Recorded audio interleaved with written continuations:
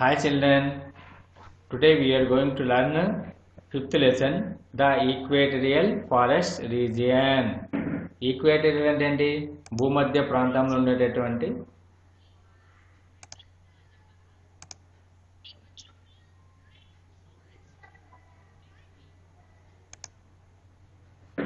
Hi children, today we are going to learn about fifth lesson, the equatorial forest region. Equatorial అంటే ఏంటి? భూమధ్య రేఖలో ఉండేటటువంటి forest అంటే ఏంటి? అడవుల యొక్క ప్లేస్ ఎలా ఉంటుందో చూద్దాం. దాంట్లో here we will learn about అంటే ఏంటి? ఏ దాని గురించి నేర్చుకుంటున్నాం?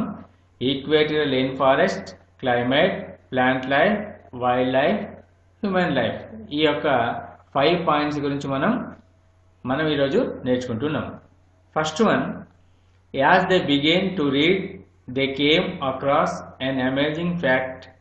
The largest and dense forest areas in the world are located on north and south of the equator.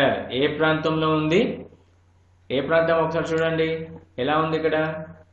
అది ఎక్కడైతే amazing the largest density forest areas in the world are located in north side లో అవి ఆ ప్రాంతంలో ఆవరించబడి ఉన్నాయి. ఆ ప్రాంతంలో ఉన్నాయి. ఏది? భూమధ్య రేఖలో నార్త్ అండ్ సౌత్. నార్త్ అంటే ఏంటి?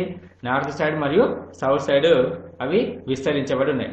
These are known as the equatorial rain forest. ఏదైతే నార్త్ సైడ్ నుంచి సౌత్ సైడ్ వరకు భూమధ్య రేఖ ప్రాంతంలో ఉన్నాయో దాన్ని ఏమంటారు? ఈక్వేటోరియల్ రెయిన్ ఫారెస్ట్ అని చెప్పడం జరుగుతుంది. They fall in the torrid zone and are very hot and wet. మనం ప్రీవియస్ క్లాస్ లో నేర్చుకున్నాం. టోరిడ్ జోన్ అంటే ఏంటి? హాట్ జోన్ అని నేర్చుకున్నాం కదా. అది when we look at the map carefully you will find that the continents of this region are south. అంటే మనం ఇప్పుడు ఒకవేళ ఆ మ్యాప్ని అబ్జర్వ్ చేస్తే ఇక్కడ ఉండేటటువంటి మ్యాప్ను మనం చూస్తే దాంట్లో ఉండేటటువంటి ప్లేసెస్ ఏంటి అంటే South America, Africa and South East Asia. ఇవన్నీ కూడా ఏది? South America, Africa and South East Asia. The countries of South America falling in this region are అంటే ఏంది? సౌత్ అమెరికాలో ఉండేటటువంటి మళ్ళీ దాంట్లో ప్లేసెస్ ఏవైతే ఉన్నాయో అవి ఏంటివంటే కొలంబియా, బ్రెజిల్ అండ్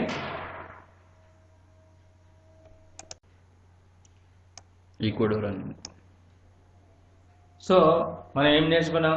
సౌత్ అమెరికాలో ఉండేటటువంటి ఏంటివేంటి? Colombia, Brazil and Ecuador.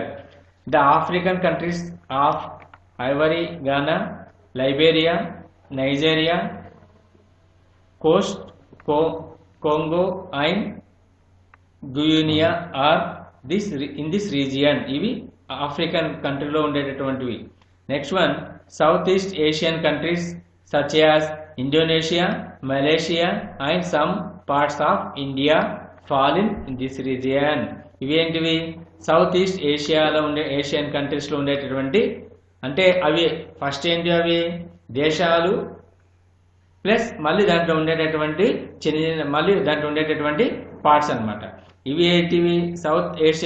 South east ఏషియాలో ఉండేటటువంటి పార్ట్స్ ఏంటివంటే as Indonesia, Malaysia and some parts of India fall in this region. ఈ భాగంలో అవి ఉన్నాయి.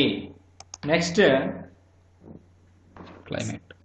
In this we are going to learn about climate. Climate అంటే ఏంటి? వాతావరణం. This region receives direct sun rays almost throughout the year and has days and nights of equal duration. మనం ఇంతకుముందే నేర్చుకున్నాం. టోరిడ్ జోన్ అంటే ఏంటి? అత్యధిక ఉష్ణోగ్రత. తర్వాత భూమధ్య రేఖ ప్రాంతంలో ఎట్లా ఉంటుంది? సన్ రేస్ అనేది డైరెక్ట్ గా పడతాయి. అయితే మనకేమైపోతుంది? ఒకప్పుడు ఉష్ణోగ్రత ఉదయం మార్నింగ్ అవర్స్ లో ఎక్కువగా ఉంటుంది, నైట్ అవర్స్ లో తక్కువగా ఉంటుంది డ్యూరేషన్. కానీ ఇక్కడ ఏముంటుంది? నైట్ అండ్ మార్నింగ్ సెక్షన్ లో వాతావరణం ఒకే రకంగా ఉంటుంది. It has a very high level of humidity as there is extensive evaporation of water from the rivers, ponds, seas and plants. ఎందుకోసం చెప్పండి? అక్కడ తేమ, అధికమైన తేమ కూడా ఉంటుంది. ప్లస్ ఇంకొకటి ఉష్ణోగ్రత ఎక్కువగా ఉంటుంది కాబట్టి ఆవిరి నీరు ఆవిరయ్యేటటువంటి పరిస్థితి కూడా ఎవాపరేషన్ ఏంటంటే ఆవిరి కావడం ఎక్కువగా ఉంటుంది. This evaporated water forms clouds and starts rain every day around 4 o'clock. Around 4 o'clock ఏంటి అదంతా తేమ అయిపోయిన అది ఏదైతే వాతావరణంలో ఉండేటటువంటి ఆవిరి అయిపోతుందో ఆవిరి మళ్ళీ ఏమైపోతుంది వర్షంలాగా వస్తూ ఉంది. ఏ టైంలో 4 o'clock. So it is always hot and wet in this area. వేడిగా ఉంటుంది, తడిగా కూడా ఉంటుంది. This kind of rainfall is typical to the equatorial region. This region does not have any winter season. ముఖ్యమైనటువంటి విషయం ఏంటంటే ఇక్కడ వింటర్ సీజన్